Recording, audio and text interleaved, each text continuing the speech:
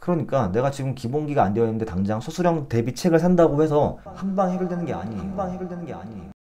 고등학교 영어 시험에서 가장 큰 걸림돌 중 하나가 서술형이죠. 오늘 영상에서는 서술형에 대한 이야기를 좀 해볼 건데요. 일단 서술형이라는 그 이름 때문에 헷갈리지 말아야 할 게 하나 있습니다. 서술형이라고 해서 백지 상태에서 마치 영어 일기를 쓰듯이 무언가를 쭉 써내려가는 이런 게 아닙니다. 그쵸?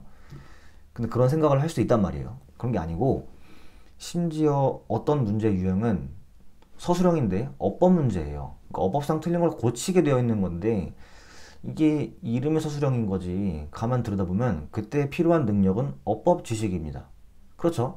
이런 식으로 좀 정확히 파악할 필요가 있어요. 그래서 그래야 대비를 할 거 아니에요. 일단 학교마다 되게 다르기 때문에 심지어 서술형이 없는 학교도 있습니다. 약간 수능처럼 나와요. 그런 학교도 있고 심지어 어법상 틀리는 걸 고치되 이게 틀린 이유까지 적는 게 있어요. 그 이유를 한국어로 적는 건데 예, 그런 건 이제 물론 이유를 적는 거니까 그 정도 측면에서는 약간 논술형이라고 할 수 있죠. 아무튼 다양한데 저는 크게 서술형을 세 가지로 분류합니다. 세 가지 말고도 많이 있어요. 근데 그건 약간 마이너한 거로 생각을 하고 크게 세 가지로 분류합니다. 첫 번째는 방금 말씀드린 어법 스타일. 그런데 이거는 이름만 서술형이고 사실 어법 지식이 필요하기 때문에 어법 쪽으로 가야 된다. 이거는 일단 그렇고요. 자, 두 번째는 뭐냐? 가장 떠올리기 쉬운 거죠. 문장을 쓰는 거예요. 근데 이게 말씀드린 것처럼 영어일기처럼 쓰는 게 아니라 내 기분, 내 생각 쓰는 거가 아니라 배열하는 거예요. 주어진 단어를 조건에 맞게 배열하는 거예요. 여기서 좀 갈리는 것도 좀 세부 사항이긴 한데 배열만 하면 되는 게 있고 주어진 단어를 조금 변형해야 되는 경우가 있고 아니면 필요한 단어를 추가해야 되는 경우가 있습니다. 이건 조건에 따른 거예요. 그죠? 이렇게 두 번째 문장 배열 스타일이 있고 세 번째는 빈칸을 채우는 건데 이런 거죠. by 뒤에 빈칸 그래 놓고 주어지는 게 동사 원형이에요. 그럼 내가 알아서 ing를 붙여가지고 넣어야 되는 그리고 오브가 있는데 오브 앞에 빈칸이에요.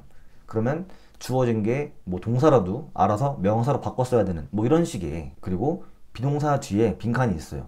그러면 일단 기본적으로 보어 자리겠죠. 명사나 형용사. 그런데 그 수동태일 경우에 pp도 가능하고 뭐 진행 시제 ing도 가능한데 만약에 알고 보니 b, pp 사이에 빈칸이었던 거예요. 뭐 그런 부사 뭐 이런 식으로. 그러니까 지금 무슨 말인지 아시겠죠? 이런 식의 그 빈칸의 품사와 문장 성분을 고려해서 단어를 집어넣어야 되는 그런 유형을 말씀드린 겁니다. 이렇게 세 가지가 있는데 크게 이거를 대비해야 됩니다. 학교마다 비중이 다르겠지만 보통 골고루 나오고요.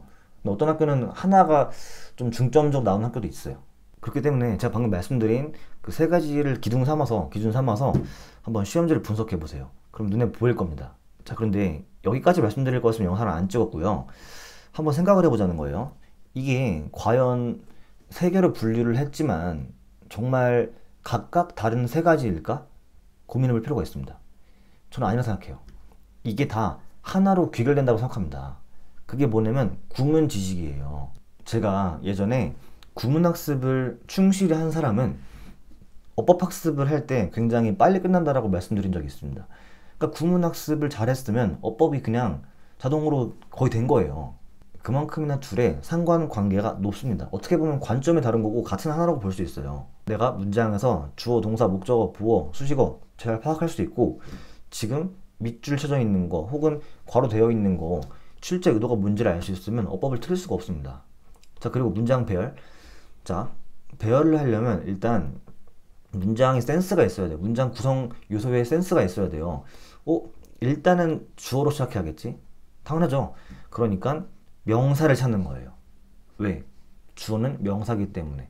그럼 명사의 후보가 있잖아요. 진짜 명사가 있을 것이고 동사가 있다 하더라도 그거를 ing 혹은 to로 만들면 명사로 활용될 수 있으니까 또 쓸 수 있는 거예요. 이런 식의 생각을 하면서 경우의 수를 따져야 되기 때문에 사실은 문장 배열 문제도 구문 실력이 있으면 되게 수월한 겁니다. 그리고 마지막에 그 요약문 빈칸 채우는 거 있죠? 그것도 지금 그 빈칸에 들어갈 단어가 무슨 품사이자 무슨 문장 성분인지 알려면 당연히 문장 구조 파악을 할 수 있어야 될 거 아니에요. 자, 이런 식으로 어떻게 보면 서술형은 머릿속으로는 뭔가를 자꾸 막 쓰는 이미지가 떠오르지만 사실은 머릿속에서 자기가 그 구문에 대한 지식이 있으면 대부분 해결되는 겁니다. 그래서 일단 지금 기준으로 되게 간단해요. 영어가 어떻게 보면 구문 학습을 잘하면 됩니다. 물론 단어야 그냥 맨날 하는 거고 다 알아야 되고 외워야 되고 하는 거니까 그냥 제쳐두고 말씀드리는 건데, 구문 학습이 제일 중요합니다. 그걸 기반으로 모든 게 뻗어 나가는 거예요. 자, 이렇게 말씀드려도 와닿지 않으시면 그럴 수 있죠. 왜냐면 오케이, 중요한 거 알겠어, 구문 학습 해야겠다, 근데 또 막상 할 거 많아 보이고 시간 없고 그러잖아요. 자, 그러시면 저의 멤버십 콘텐츠 추천드립니다. 서술형 필살기라는 책이 있는데요. 제가 만든 전자책이에요. 컴팩트하게 단 몇 쪽짜리 PDF 파일입니다. 저도 학생이 갑자기 들어왔을 경우에 서술형을 잘 못하는 경우에 이걸 먼저 시킵니다. 읽어보게 시켜요. 그래서 정말 시간이 없으시다 하시는 분들, 혹은 이렇게 영상으로 말씀드렸지만 감이 안 온다, 답을 찾고 싶다 이렇게 느껴지시는 분들, 그런 분들께 추천드립니다. 제 멤버십에 어떤 가격대로든 가입을 하시면, 신청만 하시면 보내드려요. 이메일로. 그리고 항상 말씀드리지만 개인적인 추천이기 때문에 당연히 뭐 강요할 수는 없겠죠. 예, 말씀드린 거고, 예, 그것이 아니라면 서술형 준비를 하는 게 중요한데, 그것의 기반에는 바로 구문학습이 존재하는 것이다 라는 걸 알고 계셔야 합니다. 그러니까 내가 지금 기본기가 안 되어 있는데 당장 서술형 대비책을 산다고 해서 한방 해결되는 게 아니에요. 아마 이런 생각 들 거예요. 어차피 이거 다 그동안 내가 앞서 배웠던 문법과 구문학습이 필요한 거였네? 이런 생각 들 겁니다. 오히려 그 과거의 기본서로 돌아가게 될 수도 있어요. 필요성을 느끼고. 혹은 애초에 그렇기 때문에 서술형 책이 약간 구문학습처럼 되어 있는 경우도 있습니다. 그런데 만약에 구문학습이 탄탄히 되어 있는 사람 입장에서는 약간 비효율적이죠. 왜냐면 그런 경우에는 정말로 실전 문제만 풀어보면 되기 때문에. 무슨 말씀인지 아시겠죠? 그래서 어차피 서술형도 잘 대비하는 책은 구문학습과 되게 비슷한 책일 수밖에 없다. 그리고 구문학습이 다른 경로를 통해 잘 되어 있으면 그 사람은 말 그대로 실전 문제만 연습을 해보면 되는 상태이기 때문에 적용만 남은 거죠. 구문학습이 중요하다, 이렇게 알고 계시면 좋을 것 같습니다.